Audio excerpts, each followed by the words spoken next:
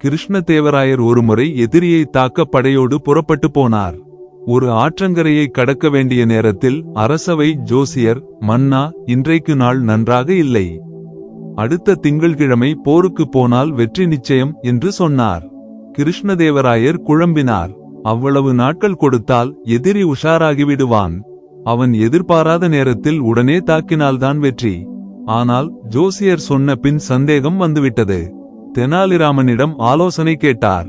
தெனாலிராமன் ஜோசியரை அழைத்தான். எல்லோருக்கும் ஆருடம் சொல்கிறீர்களே, நீங்கள் இன்னும் எத்தனை வருடம் உயிரோடு இருப்பீர்கள் என்று சொல்ல முடியுமா என்று கேட்டான். இன்னும் 20 வருடங்கள் வாழ்ந்திருப்பேன் என்றார் ஜோசியர்.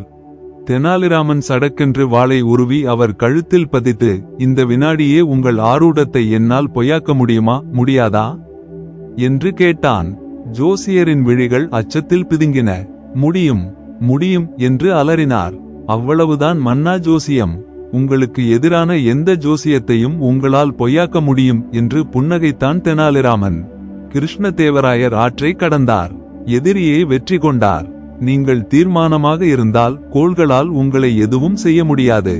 வீண் சந்தேகங்களை விலக்கி உங்கள் மீது நம்பிக்கை வைத்து திறமைகளை வளர்த்து கொள்ளுங்கள். முழுமையான ஈடுபாட்டுடன் செயல்படுங்கள்.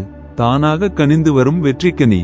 காணொளியை தொடர்ந்து பார்த்த உங்களுக்கு என் சிறந்தாழ்ந்த நன்றிகளை தெரிவித்துக் கொள்கிறேன். நீங்கள் புதிதாக வருபவர் என்றால் சேனலை மறவாமல் சப்ஸ்கிரைப் செய்து கொள்ளுங்கள்.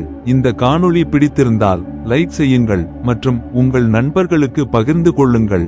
ஏதேனும் கருத்துக்கள் இருந்தால் கீழே உள்ள கமெண்ட் பாக்ஸில் தெரிவியுங்கள். நல்ல சிந்தனை நல்ல வாழ்க்கையை தரும் வீடியோவை பார்த்த அனைவருக்கும் நன்றிகள்.